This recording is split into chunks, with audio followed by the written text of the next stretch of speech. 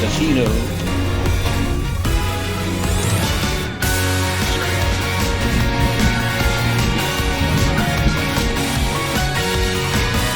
As Renata watched the hero vanish under the horizon, felt irritated. But how could he have handed the core off to the people? That was a recipe for disaster.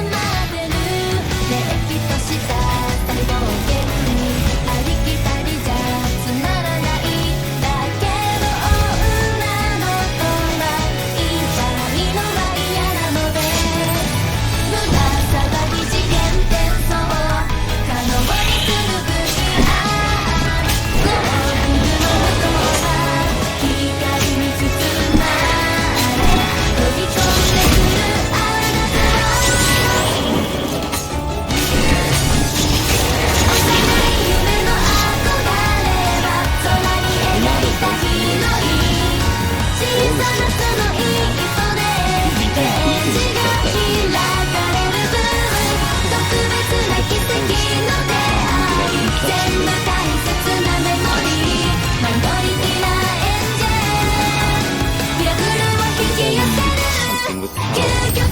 And how was this unreal thing so real? What death I saw was sudden and fair.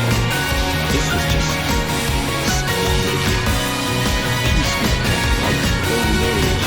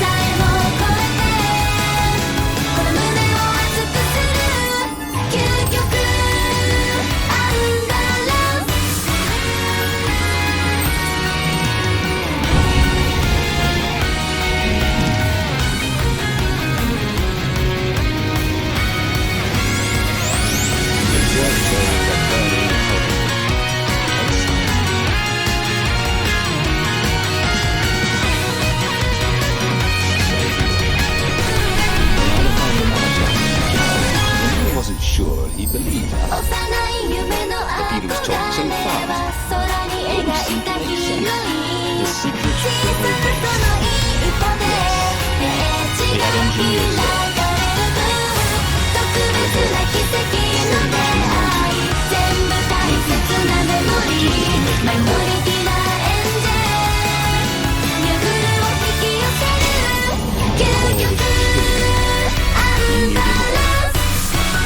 Calaveras had given the mouse to find the armature and the core. Anyone with the true name of the transcendent emperor, if anyone knew how to assemble the skywalkers, Calaveras. If anyone could heal Bernardo and render the core safe, at least to its bearer, surely it was he.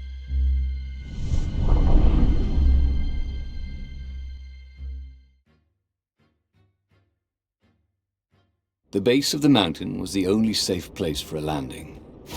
You'd have to continue on foot, muscles aching. Calaveras was a scholar, not a doctor. Could he really save Renardo from the poison radiating from the lost god's eye he was so recklessly carrying?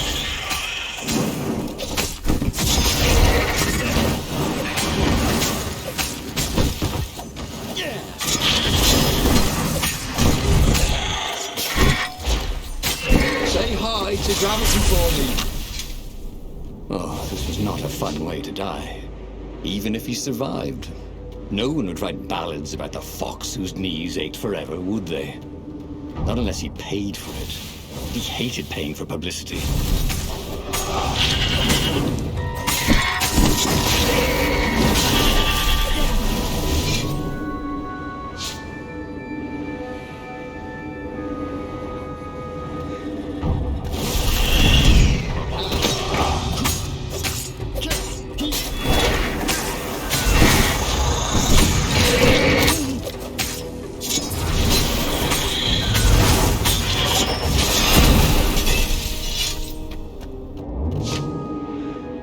It was chilling walking through the living mountains. There was always noise up ahead. Insects, birds, the croak and flutter of ravens arranging ambushes. But close by, there was only the breeze and the trickle of melting snow. As if every living thing was holding its breath, whose poisonous burden to move on.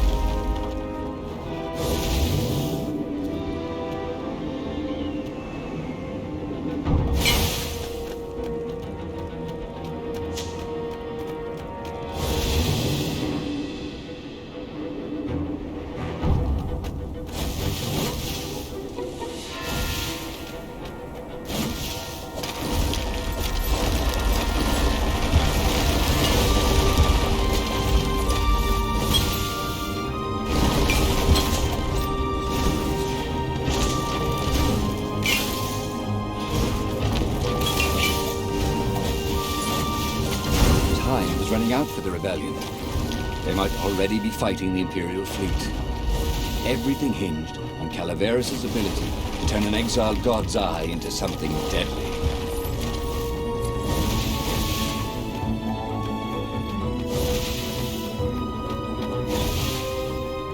The core! Splendid! Croaked Calaveras. Where's the armature? Right, I was kind of hoping you wouldn't need it. No, I don't. It's just a professional interest. We've got much better prismatics than the old TE ever did. So Calaveras was an arcane engineer. He fussed at the core all day. He wrapped it with silver chains, and in front of it, he placed a huge, round ruby, so that it looked like a monstrous, floating eye. So, what is it? Yeah, I call it the oculum. It's my very first death ray. And it won't poison me? Oh, no, it's completely safe now. Anything I should watch out for? Yeah, try to avoid pointing at any mirrors. As he loaded the oculum onto the Farfarer, Bernardo was a little concerned about Calaveras. People who were utterly sure of themselves, he had found, were either experts or horribly wrong. Or both. But Bernardo only needed to fire the oculum once. He only needed to destroy one ship, the Emperor's ship, and the war was over. Bernardo plunged into the Imperial fleet. He felt the oculum humming. He no longer felt sick. This was going to be fun. Or at least, it was going to be over.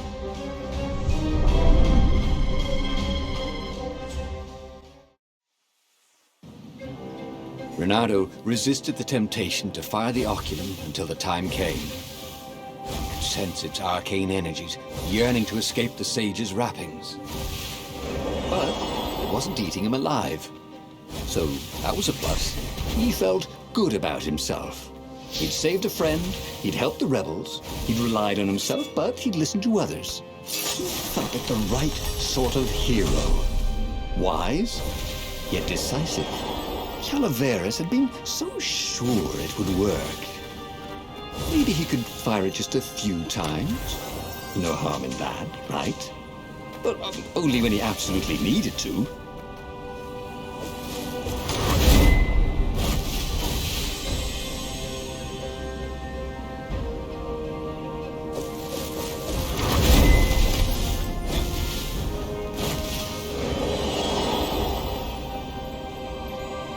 Reynardo's arm was getting tired.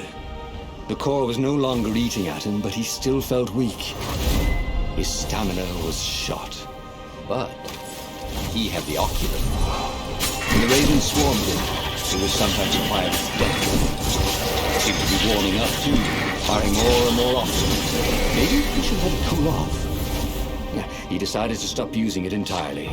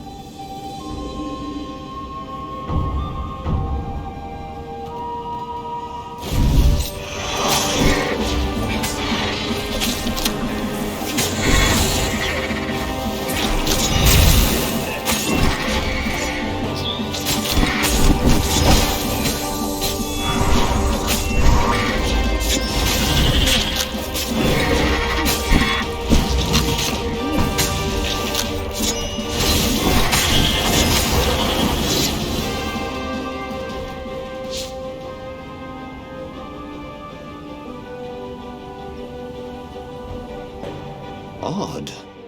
The oculum was still hot to the touch. He almost thought it was getting even hotter. Well, that was ridiculous, of course.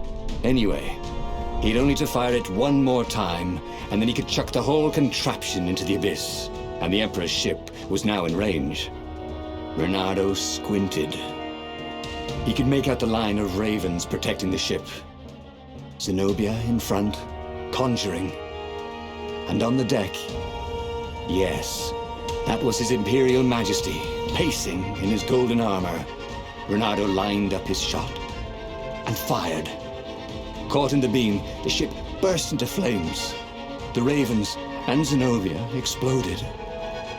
The Emperor, too, exploded. Reynardo waited for the beam to stop, but it only got brighter, and the oculum hotter. Frantic, Reynardo pulled the oculum towards the abyss. The ruby burst into flames. The shiny metal casing glowed, then melted. That was good. Now the core could cool off, right? Reynardo ran.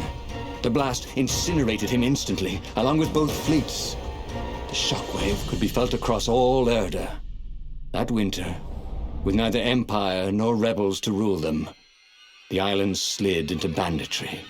And so began the Second Age of Darkness.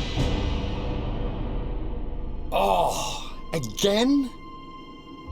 But he already had all the secrets he needed. He was sure of that. He must have not used them the right way. What was the best, worst mistake he could make?